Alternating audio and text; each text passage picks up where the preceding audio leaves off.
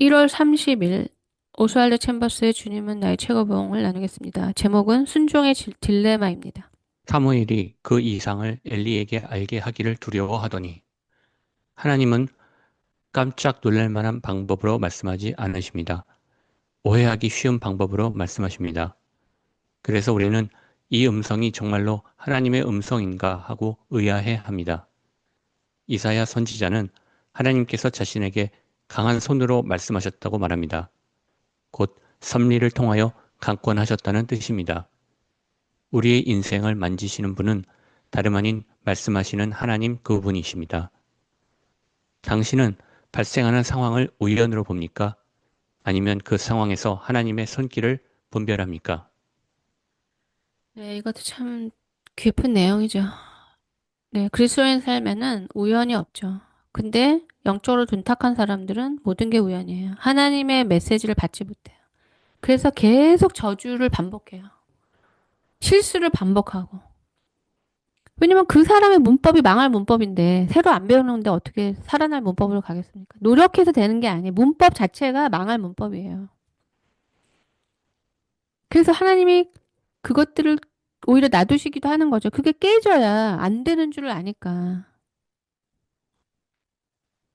하나님께서는 이거 하나님의 그 우연이 없는 하나님이 눈동자같이 돌보시고 계속 하나님의 뜻을 말씀하시는 것이 안 들리는 사람은 어떤 사람이냐?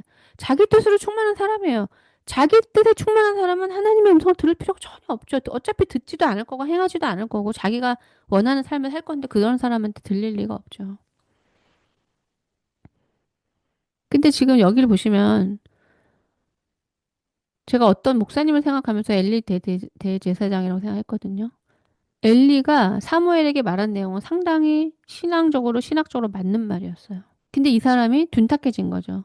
영적으로, 영적으로도 뭐 샤프해진다고 그럴까요? 영적으로도 민감해진다는 거는 그게 영적으로 건강한 거거든요. 건강하니까 귀도 들리고, 마음도 성령의 주시는 마음에 아주 민감하게 반응하고, 하나님에 대해서 민감한 거죠. 마치 엄마가 아이에게. 그러니까 자다가 아이가, 갓난 아이가 이렇게 움찔만 해도 엄마들은 깨잖아요. 그래서 바로 알잖아. 이 울음이 뭐 배고프다는 건지 뭔지. 엄마가 아닌 사람은 이해하지 못하는, 돌보지 않은 사람들은 그 언어를 이해하지 못하지만, 이런 것처럼 하나님과 사랑하는 관계에서는 뭐 몸짓, 발짓, 손짓, 눈짓으로만으로도 하나님은 어떤 식으로든지 말씀하신다는 걸 믿으니까. 근데 이만큼 하나님께 집중하지도 않고 관심도 없고 하나님 뜻에 안 들리죠. 그런 사람은. 그러니까 엘리는 뭔가 잘못 가르친 사람이 아니었어요. 굉장히 뭐 존경받는 때도 있었을 것 같고 바르게 가르쳤지만 인생 동안에 하나님에게 둔감해지는 시대가 돼서 사무엘이 사무엘을 통해서 엘리가 어떻게 될 거라고 말씀하신 것을 전하는 걸 두려워했고 전했는데도 두려워하지 않았어요. 고치지 않았어요. 그러니까 하나님의 말씀에 두렵고 떨게 되는 거는 영적으로 있을 때예요. 육으로 가면 전혀 하나님이 두렵지 않아요. 그거는 그 사람이 오만해서인가가 아니고요. 그 안에 악한 영이 있기 때문에. 그러니까 함부로 하는 뭐 하나님을 멸시하고 뭐 이런 안 믿는 사람도 있지만 그러니까 성령 안에 거하지 않으면 기독교가 굉장히 가벼워져요. 예전에 저희 대학교 때 박종호 씨 찬양 첫 번째 1집, 2집 보면 그때 가사를 보시면 거의 뭐 신학 수준이에요. 거의 성령이 역사하시면 찬양은 예수님에 대한 찬양을 올려요. 근데 지금은 거의 뭐 가요 수준이죠. 가사를 보면. 그 이유가 인간이 육이 되면 영이신 하나님을 알 수가 없기 때문에 그냥 뭐 산타 할아버지나 뭐 아버지나 뭐 사장님 정도? 그 정도밖에는 인간의 하나로 보게 되니까 가벼워지죠.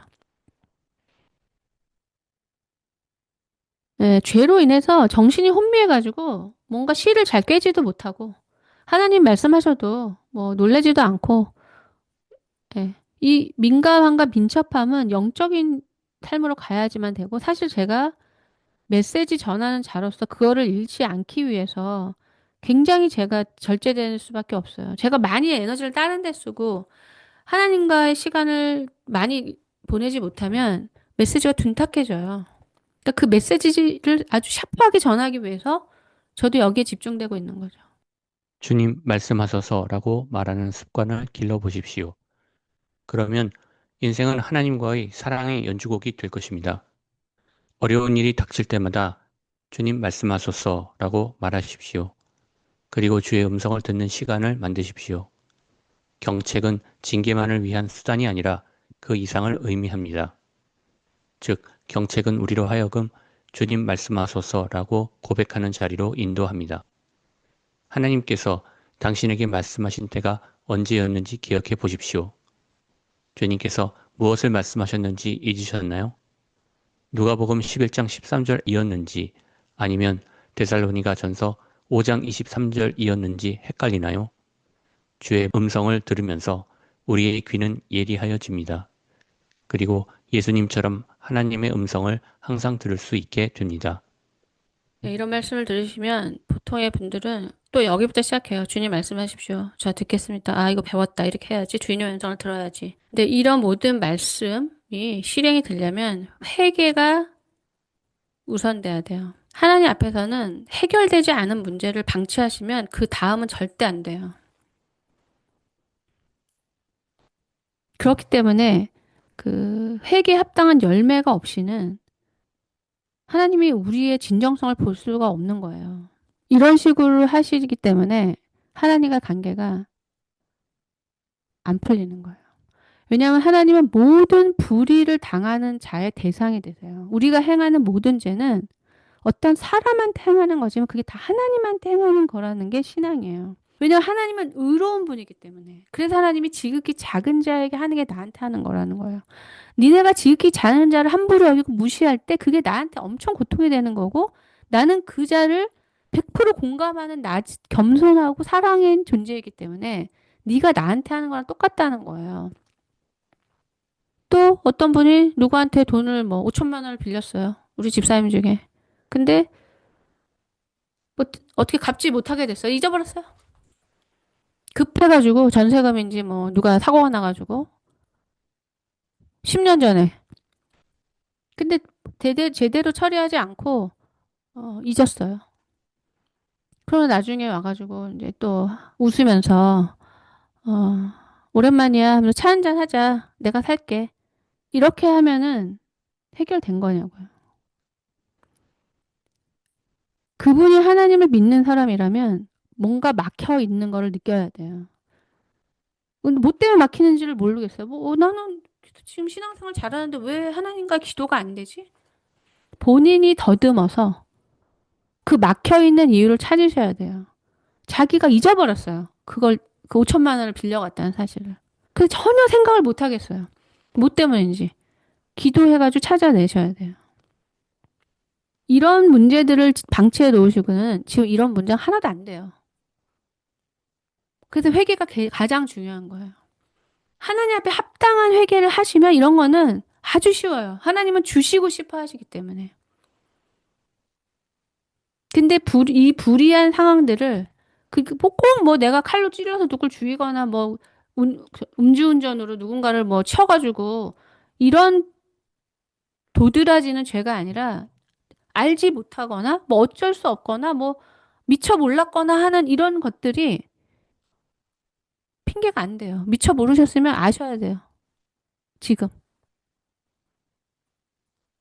몰랐어요로 끝나면 안 되고 그걸 알아야 된다고요. 그래서 회복이 되는 거예요. 회개가 그 사람의 영혼을 회복시키는 거예요. 왜 하나님은 그러면은 자신의 가장 친한 친구라서 그 친구를 외면할 수가 없어서 뭐 결혼 자금이든 내 전세 자금이든 급하게 빌려줬는데 잊어버렸다.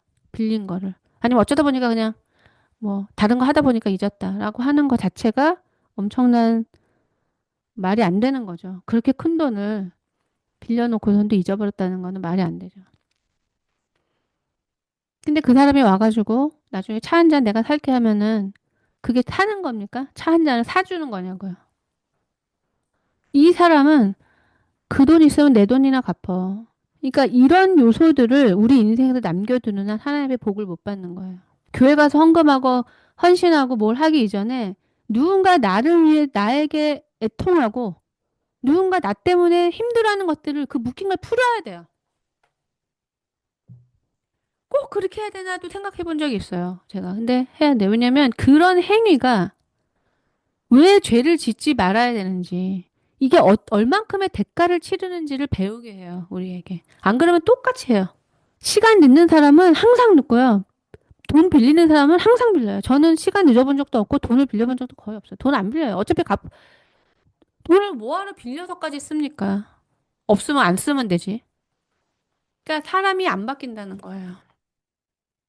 그러니까 이 지금 이런 모든 문장들은 청소가 먼저가 돼야 돼요. 사람들은 이 청소를 외면하고 제가 늘 말씀드린 안방 지저분하니까 문 닫아버리고 옷방도 지저분하니까 문 닫아버리고 언제 그 청소해야지 바쁜데 그냥 거실에서 데코레이션 하고 거기서 그냥 깨끗하게 살아. 그냥 안방과 이 옷방은 문 열지 마 그냥.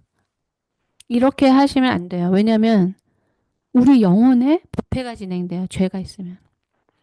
그럼 생명이 점점 이렇게 우리가 씨앗을 이렇게 심으면 생명의 요소가 있어야 되잖아요. 햇빛, 물, 영양분, 이렇게 뭐 바람 같은 거 막아줘야 되잖아요. 근데 옆에서 사망이 싹트고 있는 사망의 잔여물이 있는데 생명이 어떻게 자라겠습니까? 그러니까 그런 사람들은 어떻게 되느냐? 하나님이 성냥개비 같은 생명불을 이렇게 착 켜주시면 그 사람이 그냥 젖은 고목이에요. 칙 하고 그냥 생명이 꺼져버려요. 네. 많은 지식을 제가 드리지만 또 키에르케고르를 통해서 어떻게 하나님께 접속돼서 그 놀라운 생명을 얻을 수 있는가. 뭐 듣는다고 해서 다 되는 건 아니죠. 그걸 갈망하는 사람도 많지는 않으니까요. 그것을 제외하고 가장 중요한 거는 하나님과의 관계를 뚫기 위해서 인생을 복귀해야 돼요. 그래서 거기를 청소해야 돼요. 안 그러시면 과거를 반복하게 돼요. 그래서 그 유명한 말 있잖아요. 사람의 미래 행동은 과거로 예측할 수 있다. 아, 나는 이제는 안 그래. 절대 그렇게 자신을 확신하지 마시고 누구도 믿지 마세요. 사람의 미래는 과거를 통해서만 예측할 수 있어요. 그러면은 과거와 다르려면 엄청난 혁신이 있어야겠죠? 그냥 대충 살아서는 똑같이 반복한다는 거예요. 그러니까 한 가문의 저주를 끊는 것도 대충 살아서는 안 되는 거예요. 그 가문의 어떤 한 사람이 예수님을 제대로 믿고 정말 그 모든 우상과 이것들 뿌리 뽑아서 내 자손에게만큼은 내가 겪은 이런 것을 넘겨주지 않겠다라는 마치 우리 부모 세대가 이 가난을 우리 자녀들에게 주지 않겠다고 막 죽기 살기를 하신 것처럼 그 정도가 있어야 됩니다. 네. 하나님은 말씀하시고 싶어 하시고 다가오고 싶어 하시고 이렇게 간을 보시거나 재시는 분이 아니에요. 아, 왜 이렇게 나는 안 될까, 관계가? 하나님이 까다로우셔서가 아니라 우리 안에 막힌 동맥경화 때문에 그런 거예요. 하나님이 내게 보여주신 것을 나의 엘리 제사장에게 말해야 하는 것일까요? 바로 이 부분이 순종을 해야 하는지 말아야 하는지 딜레마에 빠지는 부분입니다. 나는 내게 가장 가까운 엘리 제사장의 마음을 상하지 않게 하려고 스스로 해결해 보려고 하다가 하나님을 불순종합니다. 하나님께서는 사무엘에게 엘리에게 말하라고 하지는 않으셨습니다. 그러므로 사무엘은 그 문제를 스스로 결정해야 했습니다. 당신을 향한 하나님의 부르심은 어쩌면 당신의 엘리 제사장에게 아픔을 줄지도 모릅니다. 그러나 다른 사람의 삶의 고통을 막으려다가 당신과 하나님 사이에 방해물을 놓을 수도 있습니다. 오른손을 잘라내지 않고 눈을 뽑으려 하지 않다가 당신의 생명마저 잃을 수 있는 것입니다. 하나님께서 당신 스스로 하나님 앞에서 결정하도록 요구하시는 것에 대하여 다른 사람의 조언을 얻으려 하지 마십시오. 만일 조언을 얻으려 하면 당신은 거의 언제나 사탄의 편에 서게 될 것입니다. 내가 곧 혈육과 의논하지 아니하고 네, 혈육과 의논하는 거는커녕 하나님의 말씀을 버리죠. 예. 하나님의 말씀은 쉽지 않아요. 하지만 쉽지 않다고 하나님을 멸시했다가 그 인생이 망하는 거예요. 그 순간 편하려고 안 돼요. 그거. 그게 하나님이 살아 계시다는 거예요. 우리가 하나님을 두려워해야 할 분으로 여겨야 돼요. 왜 우리가 하나님을 두려워하지 않냐면 제가 생각해 볼 때 영혼을 진짜 안 믿어요. 영혼이 없다면 조금 뭐 이렇게 뺀질거리다가 그냥 이 땅에서 마음대로 살다가 죽으면 되는 거잖아요. 진짜 영혼을 믿는 사람만이 그것을 회피할 수가 없는 거예요. 지금도 하나님과의 관계보다 세상을 더 좋아하고, 하나님보다 사람을 더 좋아하고, 하나님보다 뭐 강아지를 더 좋아하는 사람이 하나님 말씀을 듣겠습니까? 여기에 나온 사람은 상당히 그래도 따르려고 하는 사람이에요. 저도 이런 과정을 겪었죠. 근데 왜 하나님이 이런 과정을 치르게 하시는지, 지나게 하시냐면, 인간적으로 굉장히 힘들어요. 이것에서 사람들이 내가 정말 살아있는 어떤 존재를 따르고 있구나를 보게 되는 거예요. 실제 삶에서 인간적인 수준으로, 합리적으로, 사람들 다치지 않게 평화를 위해서 할 때는 그건 하나님을 위한 게 아니라는 거예요. 그래서 하나님이 이것을 일부러 드러내게 하세요. 그때는 핍박을 받고 미워하고 그럴지 몰라도 그것이 하나님을 증거하는 자리예요. 진짜 하나님이 계시지 않고는 저런 미친 짓을 할 일이 없다. 그래서 위험하다. 예수 믿는 게 위험하다고. 가까이 가지 말라고. 예전에 제가 알았던 그 캐나다에서 만났던 분인데 완전히 아주 경상도 유교 집안의 그 오남매고 그분은 둘째인가 셋째 아들이셨어요. 저는 이제 그분의 부인과 친했었는데 장손이었던 분이 집안의 장손이었던 분이 예수님을 믿게 된 거예요. 뭐 부인 때문에 믿게 되는지 모르겠는데 그냥 보통 믿은 게 아니라 완전히 믿게 되신 거예요. 그래서 뭐 방송국 PD였다고 하시는데 신학교까지 가신 거예요. 그러니까 뭐 집안 재산은 다 이제 안 하게 되니까 난리가 난 거죠. 장손이 신학교까지 가서 막 이제 가족들도 전도하고 그런데 이분이 교통사고로 돌아가신 거예요. 뭐 교회를 갔다 오시다가 그러셨는지. 그러니까 그러면 이것이 이 집안에 어떤 메시지가 될까요? 아니 예수 믿어가지고 그냥 풍파가 나고 그러면 니라도 잘 살지. 왜 또 너를 그렇게 믿고 그렇게 빨리 죽는데 도와주지도 않는 그런 하나님을 왜 믿냐? 그러면서 예수의 옛자도 꺼내지 말아라. 위험하다. 예수 믿는 건 너무나 우리한테 힘들게 하고 불편한 거니까 가까이 가지 말 절대 믿으면 안 된다고 생각을 할 수도 있겠죠. 하지만 누군가는 어, 그 이상하게 그렇게 이상한 행동을 왜 할 수 있을까? 그 형님이 몰라서 본인이 뭐 제사를 안 지낸다거나 신앙적인 삶을 산다는 것이 가족에게 어떤 영향력을 미칠지를 모르시겠습니까? 하나님은 그렇게 하다가 죽어도 신앙의 모습을 보이라는 거예요. 하나님에게서 가장 중요한 거는 복음이에요. 복음과 인간이 있으면 복음을 남기고 인간이 죽으라는 거예요. 우리가 복음을 버리고 인간이 죽으면 인간은 동물이 돼버리는 거예요. 그냥. 제가 제 관점으로는 그분은 그 집의 순교자가 되신 거죠. 하나님이 말씀하셨는데 친구랑 상의를 한다? 하나님 우습게 보는 거죠. 사장이 뭐라고 지시했는데 대리한테 아니 뭐 부장님한테 부장이 다른 부장하고 상의한다. 사장이 이렇게 말했는데 이거 해야 되나 말아야 되나? 세상에서도 불가능한 일이에요. 근데 우리가 하나님을 너무 우습게 보니까 하나님이 이런 거를 테스트하시는 거예요. 네가 나를 어떻게 생각하는지. 그러면 욥은 뭐 조금 잘 살다가 앞에 조금 잘 살고 뒤에 조금 잘 살다 중간에는 뭐 죽을 인간이 겪을 수 없는 엄청난 고난만 당했잖아요. 그 사람이 근데 이상하게요. 신앙에서 굉장히 복된 사람이에요. 왜냐면 하나님의 테스트를 끝까지 받은 사람. 보통 사람은 하나만 받아도 그냥 복음을 예수님 거부할 수 있는 그런 시험을 끝까지 한 인간이 받을 수 있는 고난을 거의 다 받은. 그렇게 그 고난을 받아도 하나님을 붙들 수 있는 사람으로 인정된 사람이에요. 물론 100점은 아니었죠. 보통 사람들은 그 하나만 받아도 하나님이 있나 없나 헷갈려요. 그러니까 이 땅에서 하나님이 테스트하지 않으시고 하나님과 상관없이 내 마음대로 사는 것은 아무 가치가 없는 거예요. 신앙적으로는. 근데 정말 하나님을 믿으시면은 그분이 나를 어떻게 생각하시는지, 나를 인정하시는지, 쓸모없는 인간이다 너는. 그냥 네 구원이나 간신히 어떻게 해라.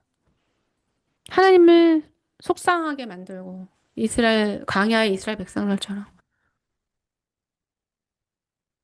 똑같이 고난을 받으면서도 하나님을 대변하고 하나님과 친구가 되고 고난의 짐을 짓는 사람이 있고 맨날 마귀랑 왔다 갔다 하면서 하나님이 어딨냐 뭐 불평하면서 마귀의 입이 되고 마귀의 생각이 마귀에게 내 자신을 내어줘가지고 하나님의 거듭된 용서에도 불구하고 가나안에 들어가지 못하고 멸망하는 사람들이 있는 거죠. 예. 이 세 번째, 네 번째 문장은 신앙의 길에서 반드시 존재하게 되고 굉장히 쉽지가 않아요. 근데 이것을 지나고 나면 자유로워져요. 그 전에는 이제 갈등하죠. 성장이라고 볼 수 있어요. 그러니까 우리는 어떤 공간에 있느냐, 어떤 말을 하고 있느냐, 어떤 공동체에 있느냐, 이런 건 하나도 안 중요해요. 하나님이 보실 때 내가 아무리 평생 교회 살아도 너는 내 뜰만 밟았다. 너는 내 집에 들어온 적이 없어. 그렇게 말씀하시면 어떡하실 거예요? 진지하게 생각하셔야 됩니다. 믿으시려면. 네, 이상으로 주님은 나의 최고봉을 마치겠습니다.